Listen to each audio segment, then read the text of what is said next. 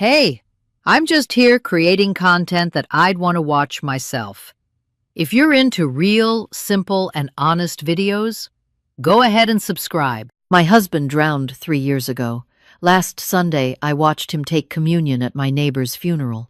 I had worn my black dress, the one I keep at the back of the closet for occasions I dread. My neighbor Dorothy had passed on a Tuesday, quietly, the way she had lived, and the whole congregation of Calvary Baptist turned out to say goodbye. I sat in the fourth pew from the front because that was where Dorothy always saved me a seat on Sunday mornings, and it felt right to honor that one last time. The organ played something low and soft. The light came through the stained glass in long blue shapes across the floor. I was doing well, or what passes for well when you are 67 years old, and grief has become a familiar country you know how to navigate without a map. Then I heard it. A laugh. Short, private. The kind a man makes when something strikes him as quietly funny and he does not want to disturb those around him. I heard it from 3 rows behind me and slightly to the left, and every hair on the back of my neck stood straight up, because I had heard that laugh for 38 years. In our kitchen, in our car, in the dark of our bedroom when something on the television caught him off guard, my husband laughed with the left side of his mouth first. He could not help it. It was the most specific, unrepeatable sound I had ever known. I did not turn around immediately. I sat perfectly still and told myself what any sensible person would. You are grieving, you are tired, you are in a church full of emotion, and your mind is playing the cruelest possible trick. People who drown do not appear at funerals 3 years later. That is not how the world works. But then the laugh came again, and something animal and ancient in me recognized it before my mind could object. I turned my head slowly, the way you move when you are afraid that what you are about to see will change everything. He was sitting in the 6th row. White hair, broader now across the shoulders than I remembered, or perhaps just padded by an unfamiliar dark jacket. He was leaning slightly toward the woman beside him, whispering something, and she touched his arm the way you touch someone whose presence makes you feel safe. He had grown a beard. The beard was white and neat and completely foreign to me, but his hands were folded in his lap the way they always were when he was pretending to pay attention to something that had caught him off guard. Thumbs crossed, knuckles forward. 38 years, and I had teased him about those folded hands at every school play, every church service, every dinner party where someone talked too long. The woman beside him was perhaps a decade younger than me, with silver-streaked hair and a simple dress. She was not someone I recognized. The church was large enough that strangers attended funerals without raising questions. I turned back to the front. The pastor was speaking about Dorothy's patience, her generosity, her love of gardening. I heard none of it. I sat there with my hands gripping my small black purse, and I breathed very slowly, and I thought, his name was Edward. He disappeared from a fishing boat on Lake Cumberland on a Saturday morning in September 3 years ago. The water was cold and the current was unpredictable, and they searched for 4 days. They found the boat overturned. They found one shoe. They never found him. I did not look back again during the service. I was afraid that if I did, my face would give me away, and I did not know yet what I was giving away, or to whom, or why it mattered. When the final hymn ended, and people began to move toward the aisle, I stood and turned in one steady motion, the way I had learned to do things since I had been living alone, slowly and with purpose, because there is no one to catch you if you rush. He was already moving toward the side door with the woman beside him. I watched the back of his head, the particular way he held it slightly forward when he was walking somewhere he did not want to linger. I knew that posture. I had watched it from behind for nearly 4 decades. I followed him outside into the October air. They were moving toward the parking lot, not hurrying, talking quietly. I kept a half-dozen people between us. My heart was making noise I was sure the whole congregation could hear. He opened the passenger door for the woman, then walked around to the driver's side. The car was a dark green SUV I had never seen before. I was close enough to read the license plate. I took out my phone and photographed it before I fully decided to. They drove away. I stood in the parking lot of Calvary Baptist Church, holding my phone in both hands, while Dorothy's family walked past me toward their cars, and no one looked at me because no one knew that my entire life had just cracked open along a seam I had not known was there. I drove home by muscle memory. I do not remember the turns or the traffic lights. I remember arriving in my driveway and sitting there with the engine running for a long time, staring at the garage door, thinking about a shoe. One shoe, floating on cold water. I had held that shoe at the memorial service because the police gave it back to me in a bag, and I did not know what else to do with it. I had buried an empty casket because there was nothing to put inside it. My daughter had stood beside me and held my hand and said, repeatedly, that he would not have wanted me to fall apart. My daughter, who knew her father better than anyone else still living. I went inside and sat at the kitchen table and looked at the photograph of the license plate for a long time. Then I looked up the name of a private investigator I had seen advertised in a local paper months ago after a neighbor had used him for something unrelated, and I had noted the number without knowing why. Perhaps some part of me had been preparing for a long time without telling the rest of me. I called him the next morning. His office was on the second floor of a building downtown, above a dry cleaner. He was a former police detective, compact and direct, with the kind of face that had heard too many things to be surprised by one more. I told him what I had seen. I showed him the photograph. I told him my husband had been legally declared dead, following a drowning accident, that an empty casket was buried in Riverside Cemetery under his name, that no body had ever been recovered. He asked me a number of practical questions, and I answered them all. When I finished, he leaned back and looked at me carefully. "You understand," he said, "that there are a number of explanations. Resemblance, grief, and suggestion." I told him about the hands, the folded thumbs, the way he walked, the laugh in the church. He nodded slowly. "And the beard," he said. "Deliberate change of appearance? Or coincidence?" I had been thinking about that. My husband had never grown a beard in 38 years of marriage. He said beards itched. He said he did not trust a man who hid his jawline. A beard on my husband was not neutral.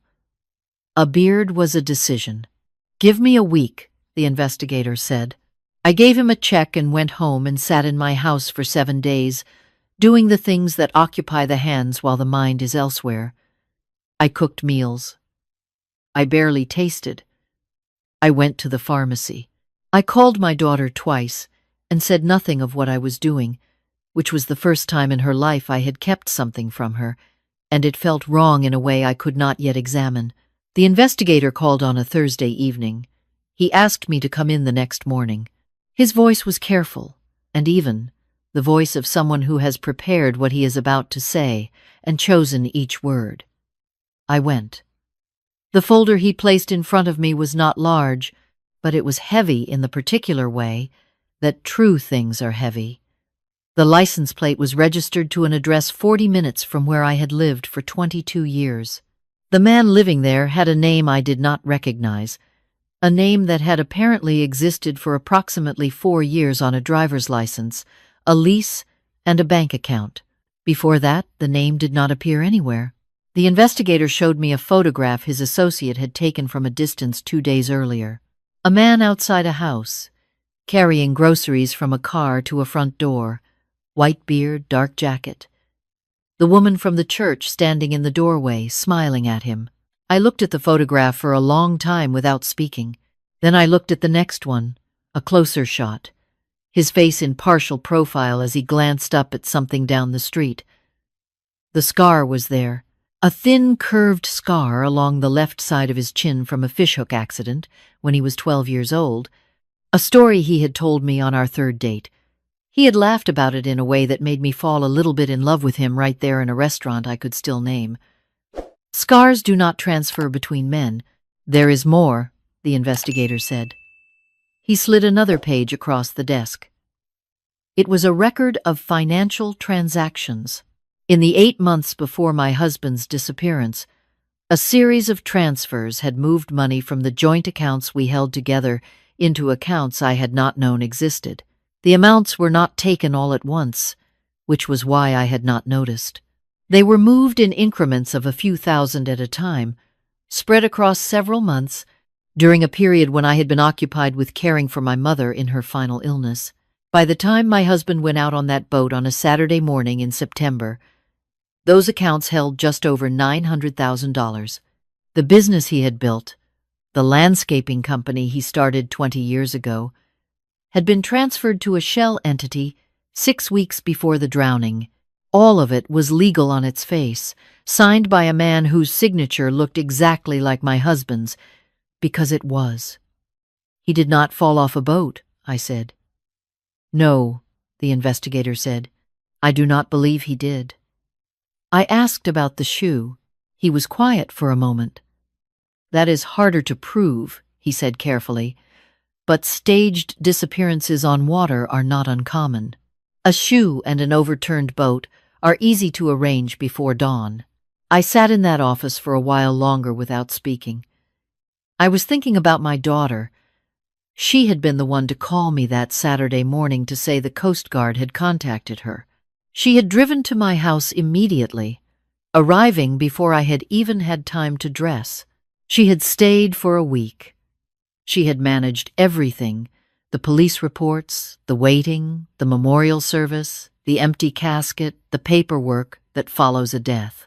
She had been so capable, so steady, so entirely in command of every detail. I thought, who calls the Coast Guard before calling the wife? I drove to my daughter's house that afternoon. She lives 40 minutes from me, in a neighborhood with good schools, with her husband and her 2 boys. I have driven that road so many times I could do it blind. She was in the kitchen when I arrived. She looked surprised to see me without warning, and then she looked something else, something quick and controlled that she tucked away before I could name it fully. I sat down at her kitchen table and I put the folder in front of her. I did not say anything. I watched her face. She opened the folder slowly. She looked at the photographs. She looked at the financial documents. Her face went through several things in a short time. Surprise was not one of them. She closed the folder and put her hands flat on the table and looked at the window. How long? I said. She did not pretend. That was the thing I had not expected, and it was worse in some ways than if she had tried. She did not pretend. She looked at me and said, I found out 18 months ago. He called me. He said he needed me to know the truth. He said he had been building a life somewhere else for years, and that the accident was the only way he could see to end the double life without losing everything. I said, everything. She said, he meant financially. I said, and you told me nothing for 18 months. She looked down at the table. He said you would be better off. He said you had the house. You had your retirement account, which was protected because it was in your name only. He said you were strong enough to grieve and rebuild, and that knowing the truth would only destroy what was left. I thought about the 18 months I had spent learning to sleep again, learning to eat without setting 2 plates, learning to go through an entire day without turning to say something to a man who was not there. I thought about my daughter sitting across from me at Christmas dinner, with all of it inside her. I thought about how well she had managed the funeral. I said, whose idea was it to put the memorial announcement in the paper? She was quiet. I said, whose idea was the empty casket? Her voice, when it came, was very small. He said it would give you closure. I stood up. I picked up the folder. I told her I needed time and that she should not call me. I walked out of her kitchen and got into my car and drove home on the road I had driven 1,000 times, and this time I noticed every turn, every light, every detail, because that is what you do when the world you thought you knew has been removed from underneath you, and you must pay attention to what is actually there. I did not do nothing that week. That is the part people might expect, that I sat in my grief and let it paralyze me. I had done that once already, for 3 years, mourning a man who was 40 minutes away with a beard and a new name. I was not willing to do it again. I called an attorney. She specialized in financial fraud and had the direct manner of someone who preferred problems she could solve over feelings she could not. I laid out everything in front of her the same way I had with the investigator, in order, without emotion, the facts arranged like evidence, because that is what they were. She read through the folder. She asked several precise questions. Then she looked up. The financial transfers constitute fraud, she said. The false declaration of death was used to dissolve marital assets without consent. The shell company transfer was executed under a forged power of attorney. I can see that from the signature variance alone.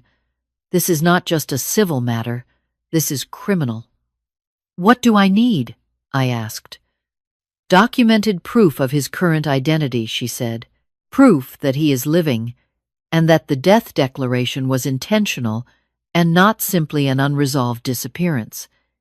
And if anyone assisted him knowingly, their involvement documented as well. I already had the first. For the second, I knew I needed my daughter to speak on record.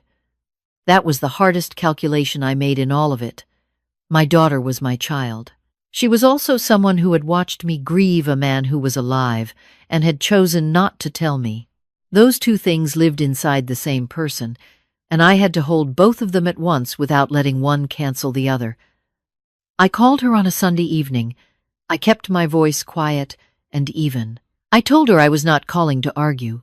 I told her I needed to understand everything, all of it, beginning to end, and that I needed her to tell me in person. I told her I was her mother, and that I loved her, and that those facts were not in question. I told her I needed the truth more than I needed her protection. She came the next day. She sat across from me at the same kitchen table where I had watched her do homework as a girl, and she talked for 2 hours. I asked questions, and she answered them. She told me when the plan began, how the money was moved, who arranged the false power of attorney. She told me about a man her father knew from the marina, a notary whose credentials had been used to stamp documents they both knew were false. She told me about the conversations she had with her father in the months after the disappearance, the calls that came from an unregistered number, always brief, always leaving her with more to carry. She cried at several points. I did not. I had used all of that already. When she finished, I thanked her. She looked at me strangely when I said that. I told her that I was going to have to pursue this legally, and that her honesty now would matter. I told her I was not pursuing it to punish anyone. I was pursuing it because $900,000 and 38 years of my life had been taken without my consent, and the woman who remained after all of it deserved to stand in the truth. She asked me if I was going to be all right. I told her I already was. My attorney filed the documents with the county prosecutor's office on a Wednesday. By Thursday afternoon, she called to tell me the case had been accepted and that an investigative warrant had been issued. The false death record, the fraudulent asset transfers, the forged power of attorney. Enough, she said. More than enough. I asked about the woman who was living with him, the one from the church. My attorney paused. We ran her through the investigation, she said. There is no evidence she knew. Everything suggests she believed the same story you did, that he was widowed. He had a death certificate for his wife in the new name. Her name was not his wife's name. It was a stranger's name, attached to a death that had never happened. I sat with that for a long moment. He made a dead woman, I said. In a manner of speaking, my attorney said carefully. Yes. I asked for her address. My attorney said she could not officially provide it. The investigator could, and he did, and he was not surprised I was asking. I drove to the pale green house on a Friday morning. I had not hidden for weeks. I parked directly in front. She answered the door herself. She was younger than me by perhaps 12 years, with tired eyes and a careful smile. The smile of someone who has learned that unexpected knocks at the door are rarely good news. She looked at me and waited. I told her my name. I told her I had been married to the man she knew as Daniel for 38 years. I told her I was not there to hurt her. I told her I thought she deserved to know the truth from me rather than from a police report. She held onto the door frame. I showed her the photograph from our wedding, the one I had brought because I knew words alone were not always enough. She looked at it for a very long time. Her lips pressed together until they were pale. He told me his wife died, she said, in a car accident. 4 years ago. I know, I said. He is very thorough. She looked at me with the steady gaze of someone deciding whether to fall apart or remain standing. She chose standing. I recognized that choice. I had made it myself in a parking lot outside a church 3 weeks earlier. He is not home, she said. I know that too, I said. He will be soon. And when he arrives, there will be people waiting who are not me. We stood there on her porch for another minute. The wind moved through the trees along the quiet street. She asked me several questions, practical questions, about what would happen, about what she should do, and I answered each one as honestly as I could. I am sorry, I told her before I left. Not for what is happening now, for what was done to both of us. She looked at me for a long moment. Then she nodded, once, and I understood that nod completely.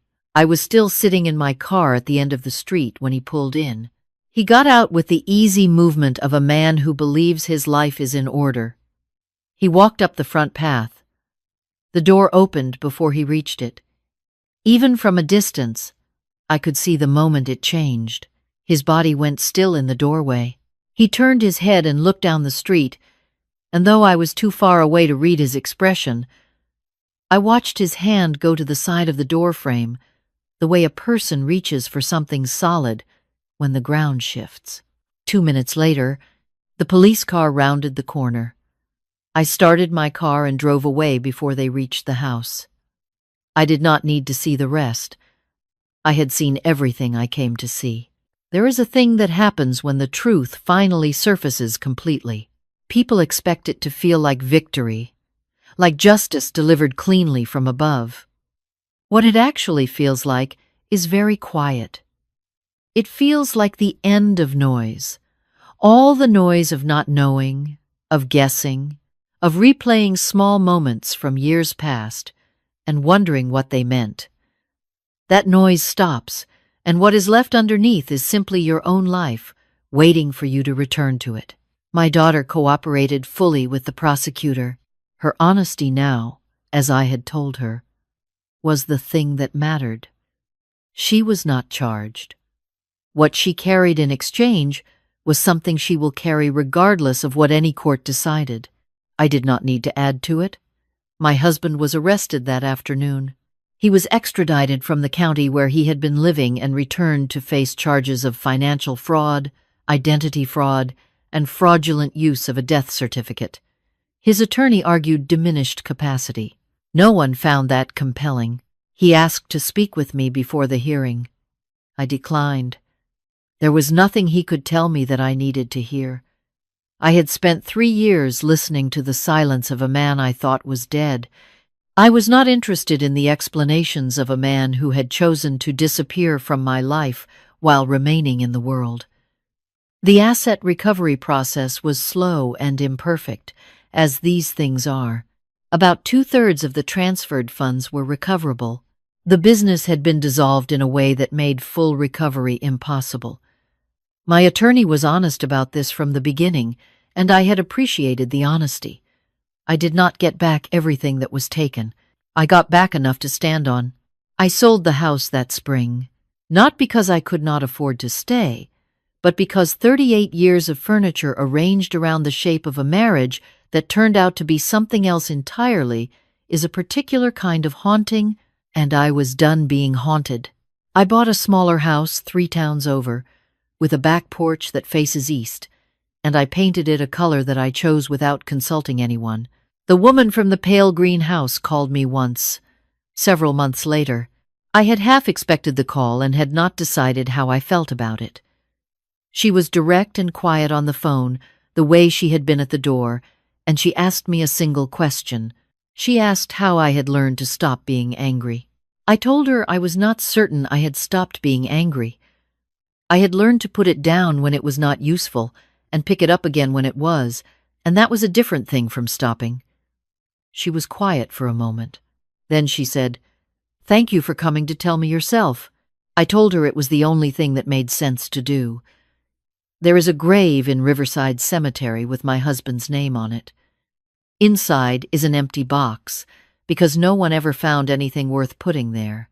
I have been back to that grave 3 times since everything ended. The first time was to close a door. The second time was to make sure the door was closed. The third time I took flowers, not for him, but for the woman I had been when I believed the stone. I watered my back garden that fall with the kind of attention you give to something you intend to keep. I planted things that would take years to grow fully, because I was thinking in years again, not just in days. I had spent 3 years learning to be a widow. I spent the following year learning to be something else. Not a survivor exactly, because that word suggests the danger is past, and I am not certain it is entirely. But a person who knows now, with the particular knowledge that cannot be taught, that the truth does not care whether you are ready for it. It arrives when it arrives. What you do in the moment after it arrives is the only thing that was ever truly yours. My husband had 38 years of my loyalty, and my trust, and my willingness to believe the best of the man beside me. He used all of it. I do not regret that I gave those things. I regret that he was the person I gave them to. I am 67 years old, and I get up every morning, and I make coffee, and I stand on my east-facing porch, and I watch the light come up over the neighbor's roof. Some mornings, it is the most ordinary thing in the world. Some mornings it feels like the first morning of something I have not yet named. Both of those mornings are mine. That is the part he did not account for. You can take the money, you can take the years, you can take the name on a stone in a cemetery, but you cannot take what is left standing after all of it is stripped away. That part belongs entirely to the person who survived it. And I am very much still here.